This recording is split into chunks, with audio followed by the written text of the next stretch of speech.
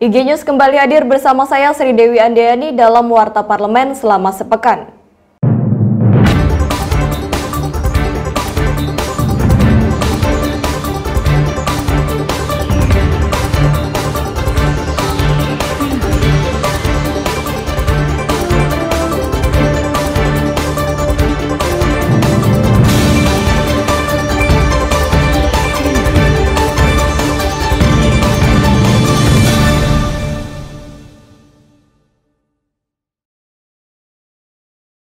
Anggota DPR RI sekaligus penyanyi tanah air Krisdayanti menanggapi turunnya peraturan pemerintah nomor 56 tahun 2021 tentang pengelolaan royalti hak cipta lagu dan musik. Peraturan pemerintah tersebut mengatur pengambilan royalti pada pemutaran lagu secara komersial yang ditandatangani oleh Presiden Joko Widodo pada tanggal 30 Maret 2021. Anggota DPR RI sekaligus penyanyi tanah air Krisdayanti menanggapi turunnya peraturan pemerintah nomor 56 tahun 2021 tentang pengelolaan royalti hak cipta lagu dan atau musik. Peraturan pemerintah itu mengatur pengambilan royalti pada pemutaran lagu secara komersial yang ditandatangani oleh Presiden Joko Widodo pada tanggal 30 Maret 2021. Krisdayanti menyambut baik hadirnya peraturan pemerintah itu dan menilai negara telah hadir bagi para seniman untuk meningkatkan kesejahteraan di tengah pandemi seperti ini. Krisdayanti menilai pemerintah telah memberikan kenyamanan dan perbaikan secara ekonomi di tengah pandemi kepada seniman. Di sisi lain, Krisdayanti menuturkan kekhawatiran adanya lembaga manajemen kolektif nasional terkait nilai royalti yang berbeda-beda dari setiap pemutaran musik pada layanan publik. Diva Indonesia ini berharap biaya royalti dapat diinformasikan kepada masyarakat dan juga seniman sebagai bentuk transparansi. Dengan adanya peraturan pemerintah itu diharapkan dapat meningkatkan kesejahteraan seniman, tidak hanya dalam jangka waktu pendek, namun juga dalam jangka waktu panjang. Ya, terima kasih. Artinya sudah ada kehadiran negara di mana para musisi selama ini mungkin resah karena di sini bisa dilihat adalah dampak positif bahwa negara hadir untuk memberikan kesejahteraan untuk para seniman dan musisi. Artinya sudut pandang saya sebagai penyanyi itu, tapi ada juga kekhawatiran saya bahwa peraturan pemerintah nomor 56 tahun 2021 ini akan juga menjadi semu karena di sini ada sebuah lembaga yaitu lembaga kolektif manajemen nasional. Artinya seberapa besar asosiasi lembaga kolektif nasional ini bisa men-charge setiap layanan publik yang menggunakan musik atau karya musik yang dimainkan. Artinya kan kalau saya tidak salah, saya membaca bahwa lembaga manajemen kolektif ini akan membedakan setiap nilai daripada royalti di tiap-tiap lembaga publik yang menyiarkan atau memutar hak karya dari musisi itu sendiri. Artinya berapa charge-nya itu harus disounding ke masyarakat supaya juga para seniman ini tahu dan publik secara umum bisa melihat secara transparan, secara jernih berapa nilai yang akan dikolek dari setiap pengguna karya-karya tersebut di setiap layanan publik.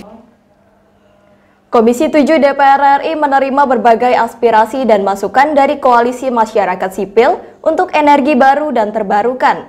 Rapat ini dipimpin oleh Ketua Komisi 7 DPR RI fraksi Nasdem, Sugeng Suparwoto, pada Rabu 7 April 2021. Komisi 7 DPR RI menerima berbagai aspirasi dan masukan dari Koalisi Masyarakat Sipil untuk energi baru dan terbarukan. Rapat ini dipimpin oleh Ketua Komisi 7 DPR fraksi Nasdem Sugeng Suparwoto pada Rabu 7 April 2021.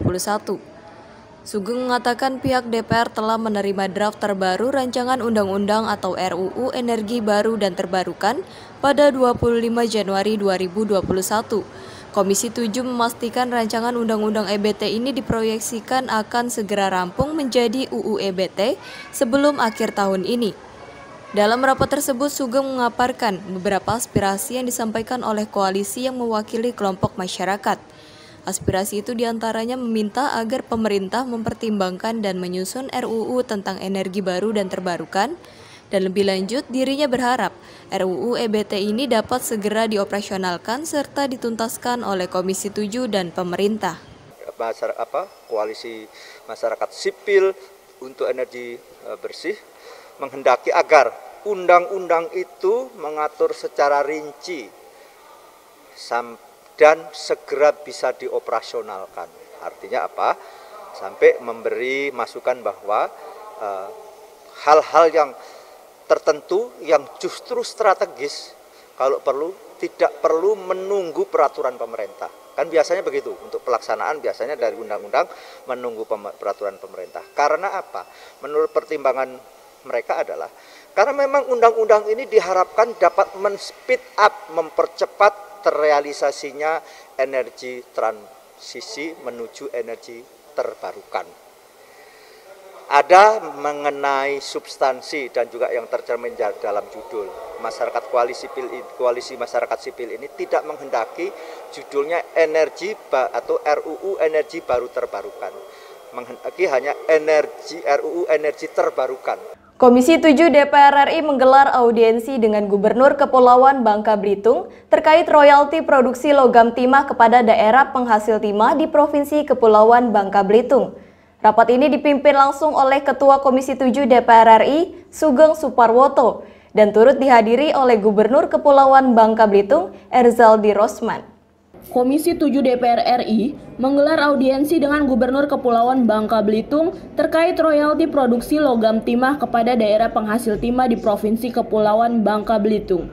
Rapat ini dipimpin langsung oleh Ketua Komisi 7 DPR, Sugeng Suparwoto, dan turut dihadiri Gubernur Kepulauan Bangka Belitung, Erzaldi Rosman, di Gedung Parlemen, Senayan, Jakarta, pada Rabu 7 April 2021. Sebelumnya Komisi 7 DPR RI sudah menerima surat permohonan dari Gubernur Kepulauan Bangka Belitung. Dalam surat permohonan itu terdapat 2 poin penting yang diajukan kepada pemerintah. Audiensi ini digelar dalam rangka membahas tentang permohonan dan pengajuan terkait dengan kepemilikan saham oleh PT Timah Terbuka melalui PT Inalum Persero untuk diibahkan kepada Provinsi Kepulauan Bangka Belitung. Tak hanya itu, permohonan itu juga ditujukan dalam hal meningkatkan royalti dari penjualan logam timah untuk program pembangunan daerah Kepulauan Bangka Belitung. Jenis dan tarif atas penerimaan negara bukan pajak yang berlaku pada Kementerian Energi Sumber Daya Mineral menyatakan bahwa penerimaan negara bukan pajak atau PNBP dari iuran produksi royalti untuk logam timah ditetapkan sebesar 3% dari harga jual per ton logam timah. Nah, ini kenapa kita angkat di muka Bapak sekalian ini yang menjadi landasan kebijakan bagaimana perihal bagi hasil dan seterusnya sebagaimana juga Bapak Ibu yang menjadi aspirasi hari ini. Sehubungan dengan hal tersebut, Komisi 7 DPR RI telah menerima surat permohonan audiensi dari Gubernur Kepulauan Bangka Belitung nomor 539/0141/4 Romawi tertanggal 5 Maret tahun 2021. Dalam surat tersebut disebutkan 2 hal yang menjadi permohonan Bapak Gubernur Kepulauan Bangka Belitung kepada pemerintah, yaitu 1. Agar pemerintah Republik Indonesia selaku pemilik saham sebesar 65% PT Timah Terbuka melalui PT Inalum Persero sebagai perusahaan induk pertambangan menghibahkan sebesar 14% kepada Provinsi Kepulauan Bangka Belitung. Kedua, agar pemerintah Republik Indonesia meningkatkan royalti produksi logam timah kepada daerah penghasil dari 3% penjualan logam timah menjadi 10% untuk mendukung program pembangunan di daerah provinsi, kabupaten, dan kota Provinsi Kepulauan Bangka Belitung. Komisi 3 DPR RI menggelar rapat dengar pendapat dengan Komisi Nasional Hak Asasi Manusia atau Komnas HAM di Kompleks Parlemen Senayan, Jakarta pada Selasa 6 April 2021. Dalam rapat tersebut, Kepala Komnas HAM Ahmad Taufan Damanik memberikan catatan kepada Komisi 3 DPR RI mengenai beberapa undang-undang yang berpotensi melanggar hak asasi manusia. Komisi 3 DPR RI menggelar rapat dengar pendapat dengan Komisi Nasional Hak Asasi Manusia atau Komnas HAM di Kompleks Parlemen Senayan, Jakarta pada Selasa 6 April 2021. Rapat ini dipimpin langsung oleh Wakil Ketua Komisi 3 DPR RI Pangeran Hairul Saleh dan turut dihadiri oleh 7 komisioner Komnas HAM. Dalam rapat ini, Komisi 3 dan Komnas HAM membahas terkait instrumen perundang-undangan hak asasi manusia, evaluasi kerja selama 5 tahun, dan capaian atau target rencana aksi nasional hak asasi manusia. Rapat dengan pendapat Komisi 3 DPR RI dengan Ketua Komnas HAM beserta jajaran secara fisik dan virtual hari ini dalam keadaan sehat walafiat. Sesuai dengan laporan sekretariat, RDP hari ini telah dihadiri secara fisik dan virtual sebanyak 25 dari 54 orang anggota Komisi 3 DPR RI dan 7 fraksi. Oleh karena itu, forum telah terpenuhi dan telah sesuai dengan ketentuan pasal 281 ayat 1 Peraturan DPR RI tentang tata tertib.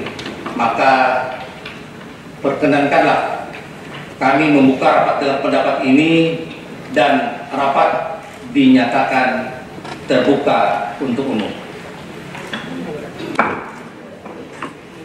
Kepala Komnas HAM Ahmad Taufan Damanik memberikan catatan kepada Komisi 3 DPR RI mengenai beberapa undang-undang yang berpotensi melanggar hak asasi manusia. Ahmad Taufan menyebut undang-undang yang berpotensi melanggar ketentuan HAM antara lain yakni Undang-Undang Informasi dan Transaksi Elektronik atau UU ITE dan Rancangan Kitab Undang-Undang Hukum Pidana dan Rancangan Kitab Undang-Undang Hukum Pidana atau RKUHP.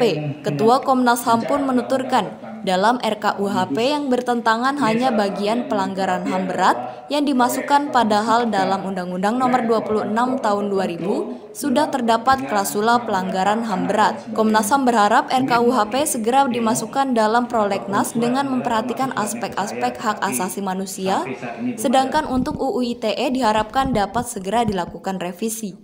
Keseluruhannya, tapi ada beberapa pasal ya, misalnya tentang Undang-Undang ITE, itu ada pasal-pasal yang kita anggap terlalu mudah ya untuk membidanakan atau mengkriminalisasi dari seseorang, padahal dia misalnya menyampaikan kritik, yang itu bagian dari suasana demokrasi. Itu satu contoh misalnya. Di dalam RKUHP kami juga mengkritisi misalnya tentang dimasukkannya pasal-pasal mengenai HAM berat, yang itu sebenarnya sudah ada dalam Undang-Undang 26.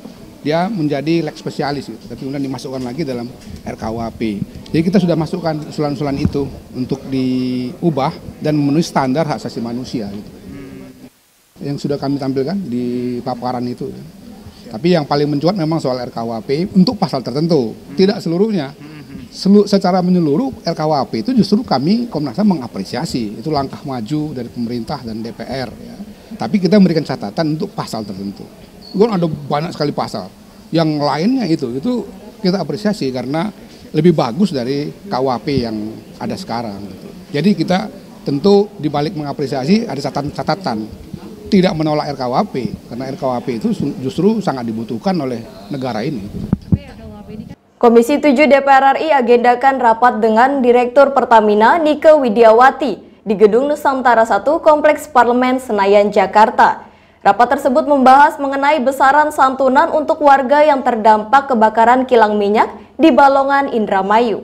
Komisi 7 DPR RI agendakan rapat dengar pendapat dengan Direktur Utama PT Pertamina Nike Widiawati di Gedung Nusantara 1 Kompleks Parlemen Senayan, Jakarta pada Senin 5 April 2021. Dalam rapat itu turut dibahas mengenai besaran santunan untuk warga terdampak kebakaran kilang minyak di Indramayu yang dianggarkan oleh Pertamina. Direktur Utama PT Pertamina Nike Widiawati memastikan Pertamina akan memberikan santunan kepada warga yang terdampak kebakaran kilang minyak di Balongan, Indramayu. Namun untuk saat ini Nike mengatakan keputusan penetapan anggaran masih dilakukan koordinasi dengan pemerintah daerah setempat dan belum bisa memastikan jumlah yang akan dikeluarkan. Ibu, mengenai angkanya memang kami belum menetapkan karena kami hari ini koordinasi juga dengan pemerintah daerah setempat. Namun pasti ini akan kami lakukan. Kalau kemudian kita lakukan kesepakatan juga ya penetapan angkanya, ini akan kami lakukan. Fokus kami sekarang adalah penanganan sampai dengan sembuh dan juga tadi sampaikan trauma healing ini kami lakukan. Ibu dari tim medis kami, karena kebetulan sekarang kan Rumah Sakit Pertamina atau Pertamina BNBK ini sudah menjadi holding dari seluruh rumah sakit di BUMN di Indonesia. Dengan tim inilah dan juga dibantu kemarin dari Kemensos ya, ketika Ibu Menteri hadir ke sana, ini dibantu juga untuk yang trauma healing. Jadi kami lakukan, dan tim trauma healing juga yang selama ini menangani daerah terdampak ketika terjadi gempa di Lombok, banjir dan sebagainya. Jadi kami sudah mempunyai tim untuk melakukan trauma healing ini. Jadi Ibu Mercy, tentu kami akan lakukan, tapi kami belum bisa menyampaikan angkanya hari ini, dan kami pun belum secara resmi menyampaikan angka mengenai hal tersebut. Sebelumnya kebakaran kilang minyak PT Pertamina terjadi di Balongan, Indramayu, Jawa Barat pada Senin 29 Maret 2021 dan hingga saat ini belum diketahui pasti penyebab dari kebakaran. Wakil Ketua Komisi 7 DPR RI Edi Suparno mengatakan pihak Komisi 7 akan melakukan investigasi langsung ke tempat kejadian untuk mengungkap lebih banyak hal secara aktual. Dengan Dirut Pertamina ada sejumlah hal termasuk mitigasi, investigasi dan juga relokasi. Apa yang harus dilakukan Pertamina selanjutnya, Pak? Enggak, jadi dari beberapa pertanyaan yang disampaikan oleh para anggota termasuk pimpinan Komisi 7 ya, kita telah membahas beberapa hal yang penting. Satu, mengenai informasi terkait kronologis peristiwa ya. Kemudian juga penyebab utama peristiwanya, dampaknya seperti apa, termasuk juga upaya pemulihan agar itu bisa dilaksanakan pemulihan secara cepat supaya operasionalnya tidak terganggu. Dan juga yang ditanyakan apakah hal ini akan mengganggu proyek pengembangan RDMP berikutnya gitu ya. Nah, itu hal-hal yang ditanyakan. Nah, kita juga meminta supaya di antara hal-hal yang sudah ditangani, masyarakatnya jangan sampai terlupakan ya. Mereka yang terkena dampak kebakaran, mereka yang terkena dampak relokasi ya, itu harus segera ditangani secara baik. Termasuk juga kalau memang nanti ada dianggap bahwa zona yang sekarang ini sudah bukan zona aman lagi, nah mereka yang harus direlokasi secara permanen, yaitu juga harus diberikan kompensasi yang memadai. Nah, itu tidak banyak yang bisa kita bahas karena prosesnya masih dalam investigasi. Ya, ada hal-hal yang memang secara faktual disampaikan mengenai misalkan saja kilang-kilang yang terbakar, kapasitas kilangnya, kondisi kilangnya seperti apa, ya itu kita bahas secara bersama-sama. Tetapi mengenai hal-hal yang sifatnya penyebab daripada kebakaran itu masih dalam investigasi, ya. Dan kami berharap bahwa dalam investigasi yang akan datang itu kita bisa mendapatkan masukan. Nah, Komisi 7 sendiri akan berangkat ke Balongan untuk melihat kondisi secara aktual nanti hari Kamis tanggal 8 April ya. Dari situ saya kira kita bisa mengungkap lebih banyak hal lagi. Tetapi intinya ya kami meminta supaya masalah pemulihan operasi, masalah tidak terganggunya pasokan BBM untuk Jawa Barat, DKI, Banten itu bisa tertangani ya, dan kemudian masalah penanganan masyarakat itu bisa dilakukan secara baik dan tuntas ya, jangan separuh-separuh ya. Terakhir juga ya kita meminta supaya Pertamina bisa memberikan setelah hasil investigasi selesai ya upaya pencegahan ya, karena kita bicara masalah operasional, masalah maintenance ya, masalah perawatan, dan ketiga masalah keamanan. Dan yang dimaksud dengan kilang itu ya sangat penting aspek keamanannya dan perawatannya. Oke, siap. Makasih Pak Edi. Pak Edi, sedikit dong Pak soal Komisi 7 tanggapannya terkait kenaikan BBM di Sumatera Utara, Pak. Emang ada? Ada Pak, Sumatera Utara doang yang naik cuma Rp200. Wah, saya belum nggak berani jawab deh. Nanti dapat salah jawab. Tapi intinya ini loh, kalau kalian mau nungguin Bu Dirut nggak turun loh. Iya Pak, nggak ada tanggapan nih dari Komisi 7 ya Pak. Tadi ganti ruginya Bu Dirut nggak berani ngomong Pak berapa Pak, gimana? Padahal warga, saya langsung ke sana Pak, pengungsian banyak banget Pak, protokol kesehatan nggak ada juga di sana. Gimana tuh Pak? Nggak, saya kira gini ya, selama investigasi sedang berjalan ya, hal-hal yang sifatnya masih belum pasti sebaiknya jangan diungkap ke publik gitu ya. Jadi sampai dengan adanya kepastian, sampai ada halnya temuan yang definitif ya, baru setelah itu diungkap ke publik. Jangan sampai justru kita memberikan gambaran, pandangan atau pernyataan yang kemudian berubah-ubah. Ya, hal itu justru nanti akan menyulitkan publik, akan membingungkan publik. Jadi kami sepakat ya agar ke depannya statementnya itu statement yang definitif dikeluarkan gitu ya. Dan itu harus menunggu investigasi. Siap. Ketua Badan Legislatif DPR RI Supratman Andi Adgas menjelaskan Indonesia telah mengalami sejumlah kerugian akibat minuman beralkohol dalam rapat pleno terkait rancangan Undang-Undang Larangan Minuman Beralkohol. Badan Legislasi atau Balik DPR RI menggelar rapat pleno terkait rancangan undang-undang atau RUU Larangan Minuman Beralkohol. Ketua Balik DPR RI Supratman Andi Adgas menjelaskan Indonesia sudah mengalami sejumlah kerugian akibat minuman beralkohol. Ia menyebut anak di bawah umur yang mengkonsumsi miras menjadi salah satu faktor kerugian besar bagi negara. Ia menjelaskan tujuan dengan adanya pembatasan ataupun larangan minuman beralkohol untuk diimpor ke negara Indonesia yaitu agar bisa mandiri dalam hal pendistribusian seperti wilayah Bali. Lebih lanjut, Supratman menyebut di luar negeri miras dikonsumsi untuk penghangat tubuh. Namun di Indonesia miras dikonsumsi secara berlebihan sehingga menyebabkan gangguan kesehatan. Rapat dipimpin oleh Wakil Ketua Balik DPR RI Ahmad Baidowi atau Awi. Dalam rapat ini tercatat sebanyak 10 anggota hadir secara virtual dan 5 anggota hadir fisik. Termasuk anak-anak. Nah, di kita harusnya sih sebenarnya kalau konsisten pengaturan yang ada sekarang harusnya sudah sangat bagus. Tapi dari sisi yang disampaikan oleh Pak Sudirman tadi, penegakan sanksinya yang belum merata ya.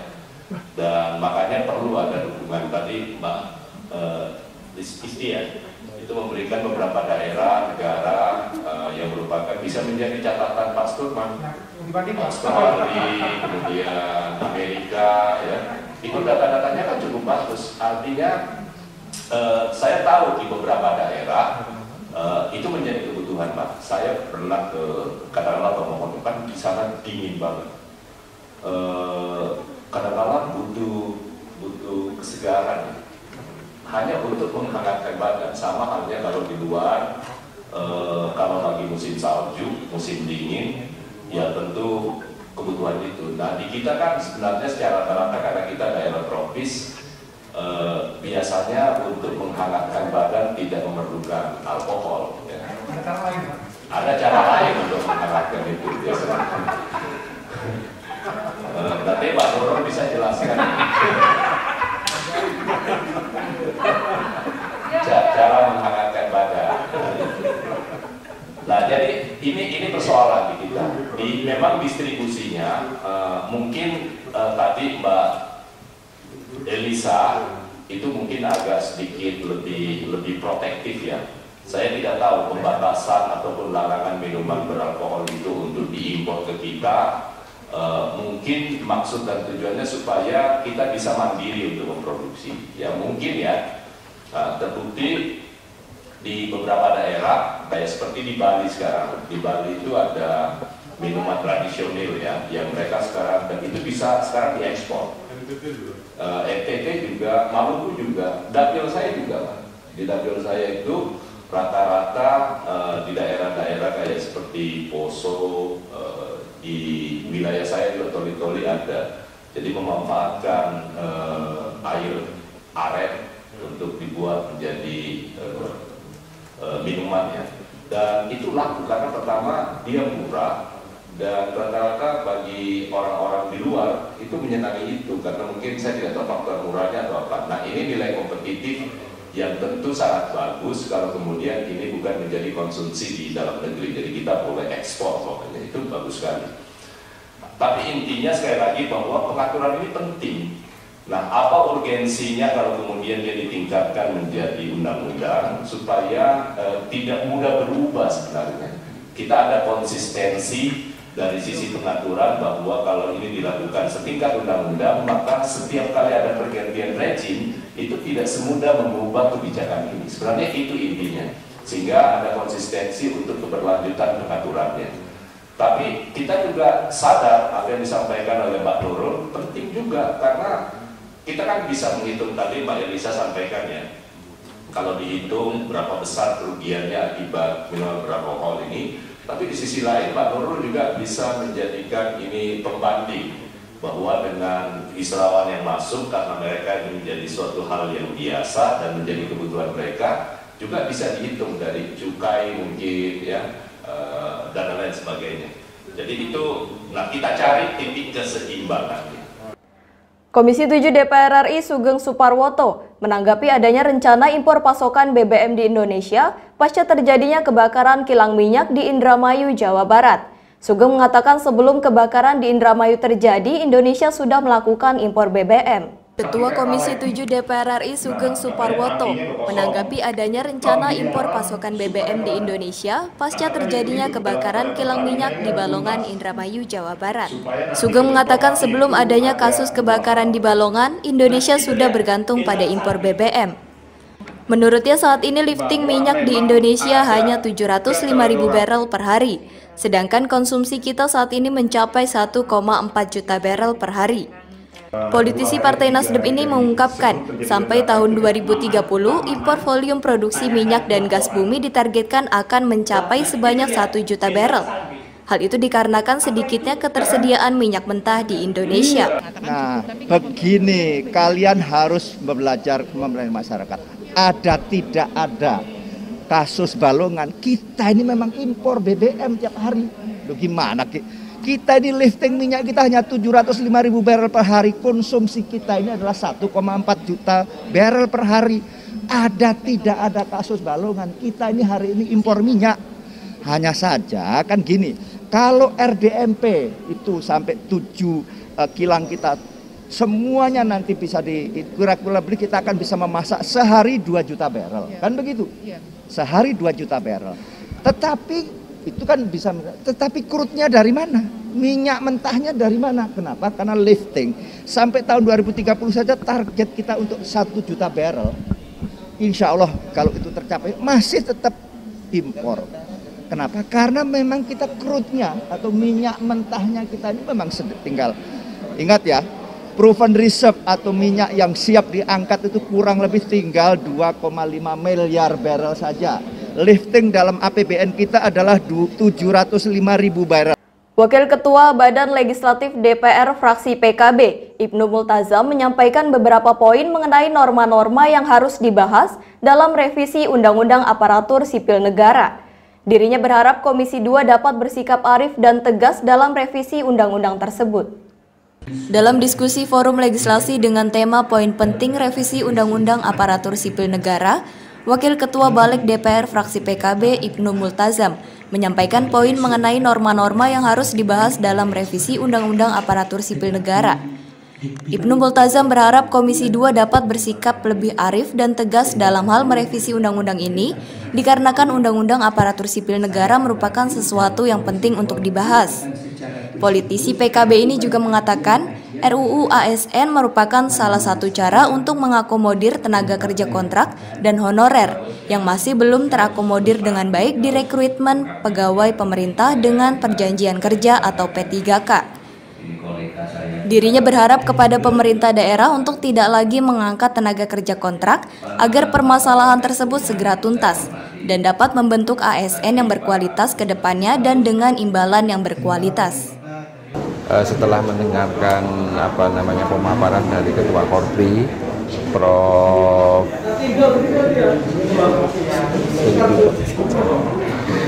Jadi begini, setelah diskusi di press room dan setelah mendengarkan dari pemaparan Ketua Korpri, ada beberapa norma yang harus dibahas di dalam revisi Undang-Undang ASN, seperti bekerja itu kan sekarang kan tidak harus masuk kantor, kan bisa dari rumah karena menandatangani surat, menyelesaikan persoalan itu kan bisa dari rumah, khususnya dalam masa pandemi. Jadi ini ada perubahan mindset kerja. Kalau dulu tidak masuk kantor itu kena sanksi, sekarang masuk kantor malah kena sanksi kalau kantornya lockdown.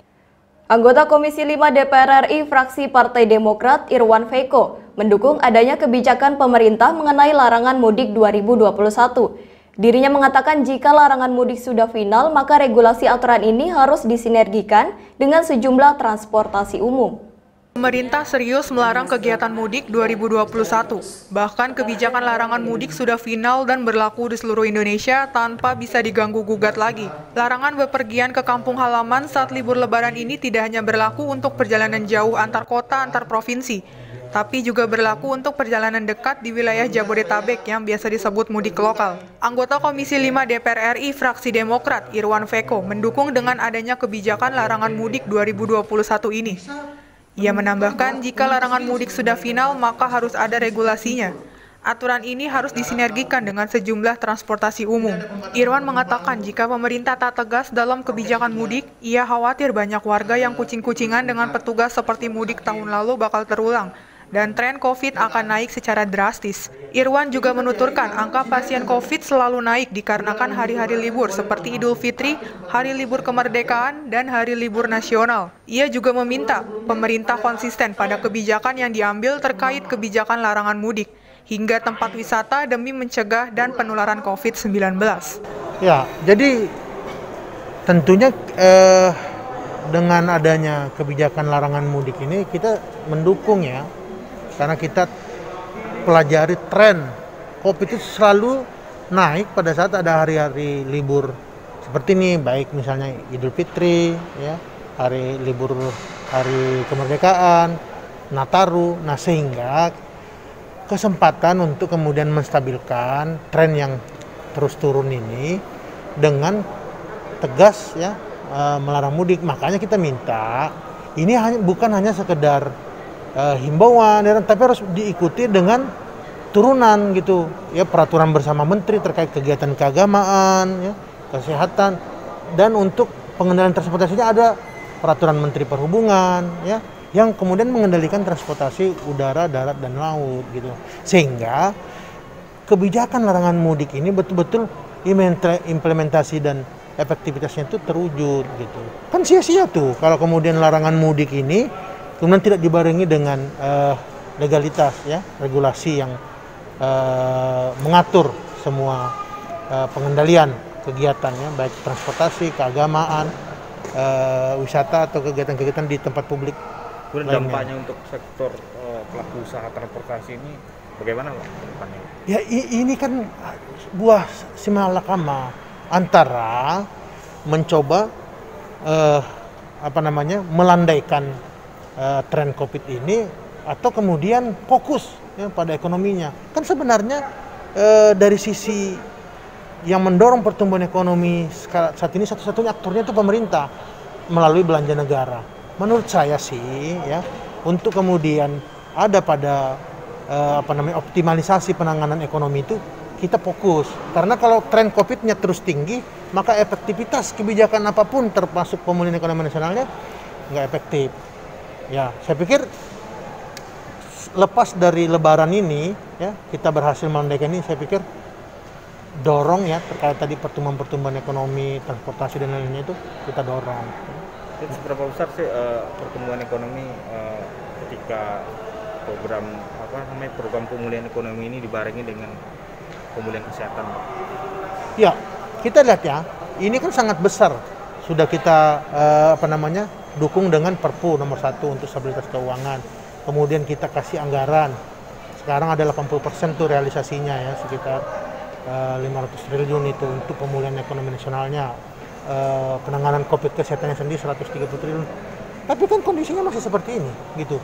Makanya kita bilang ingin pemerintah tuh konsisten. Jangan sekedar gimmick gitu. Jadi konsisten, terapkan bagaimana melandaikan COVID ini. Kemudian di sisi lain bisa fokus pada pemulihan ekonomi nasional, gitu. Nggak bisa tuh dua-duanya. Kalau tren COVID-nya terus naik, efektivitas pemulihan ekonomi nasional nggak akan terwujud. Dewan Perwakilan Rakyat Republik Indonesia menggelar rapat paripurna ke-16 masa persidangan 4 tahun sidang 2020-2021. Rapat paripurna tersebut dipimpin oleh Sufmi Dasko Ahmad dengan membahas 7 agenda pembicaraan dan ditutup dengan pidato dari Ketua DPR RI Puan Maharani. Saat ini saya sedang berada di dalam ruang sidang paripurna DPR RI di Komplek Parlemen Senayan, Jakarta. Hari ini Jumat 9 April 2021, DPR RI menggelar sidang paripurna penutupan masa sidang keempat. Pada sidang paripurna kali ini dipimpin oleh Sufmi Dasko Ahmad. 32 fisik dan 232 virtual dan 56 fisik berjumlah 298 orang yang dihadiri oleh anggota seluruh fraksi yang ada di DPR. Dengan demikian telah tercapai quorum dan perkenankan kami selaku pimpinan sidang membuka rapat paripurna ke-16 masa sidang 4 tahun sidang 2020-2021 dan kami nyatakan dibuka dan terbuka untuk umum. Adapun pimpinan DPR lain yang hadir yaitu Puan Maharani, Aziz Syamsuddin, dan Rahmat Gobel. Paripurna penutupan masa sidang keempat dihadiri oleh sedikitnya 288 orang, baik yang hadir secara fisik maupun virtual. Selain menutup masa sidang kali ini juga membahas yang pertama mengenai pembicaraan tingkat 2, pengambilan keputusan terhadap rancangan undang-undang tentang pengesahan persetujuan kemitraan ekonomi komprehensif antara Republik Indonesia dan negara-negara EFTA atau Comprehensive Economic Partnership Agreement between the Republic of Indonesia and the EFTA States. Yang kedua, laporan Komisi 9 DPR RI atas hasil uji kelayakan terhadap kantor akuntan publik atau KAP yang diajukan BPK dan Menteri Keuangan. Dilanjutkan dengan pengambilan keputusan. Lalu yang ketiga, pendapat fraksi-fraksi terhadap RUU Usul Inisiatif Komisi 3 DPR RI tentang perubahan atas Undang-Undang Nomor 16 Tahun 2004 tentang Kejaksaan RI. Dilanjutkan dengan pengambilan keputusan menjadi RUU Usul DPR RI. Yang keempat, pendapat fraksi-fraksi terhadap RUU Usul Inisiatif Komisi 10 DPR RI tentang perubahan atas Undang-Undang Nomor 3 Tahun 2005 tentang Sistem Keolahragaan Nasional. Dilanjutkan dengan pengambilan keputusan menjadi RUU Usul DPR RI. Yang kelima, laporan BURT DPR RI tentang Rencana Kerja dan Anggaran atau RKA DPR RI tahun 2022. Dilanjutkan dengan pengambilan keputusan. Yang keenam, persetujuan fraksi-fraksi terhadap pertimbangan penggabungan dan pembentukan kementerian. Yang ketujuh, pidato penutupan masa persidangan 4 tahun sidang 2020-2021. Menetapkan program legislasi RUU prioritas tahun 2021 dan prolegnas RUU perubahan tahun 2020-2024. Penetapan prolegnas tersebut merupakan bentuk komitmen DPR dan pemerintah untuk memiliki acuan yang terukur dalam memenuhi kebutuhan hukum nasional. Selanjutnya, DPR bersama pemerintah perlu segera menyelesaikan pembahasan RUU yang telah berada pada tahap pembicaraan tingkat 1. DPR juga perlu segera menetapkan RUU Usul DPR yang sudah telah selesai tahap harmonisasi, pembulatan, dan pemantapan konsepsi. Dalam semua tahapan pembentukan RUU tersebut, DPR berkomitmen untuk mengutamakan produk RUU yang berkualitas baik dalam memenuhi kebutuhan hukum nasional, juga berkualitas dalam memenuhi aspek legitimasi sosial. Untuk itu, DPR membuka ruang partisipasi publik dalam setiap tahapan pembentukan RUU. Demikian laporan hari ini dari Jakarta, Naura Insyira, Anjus Sitompul melaporkan untuk IG News. Demikian Warta Parlemen IG News kali ini. Tetap saksikan berita terkini di YouTube channel IG News dan website kami di www.ignews.co. Saya Sri Dewi Andayani beserta kru yang bertugas pamit undur diri. Selamat berakhir pekan dan sampai jumpa.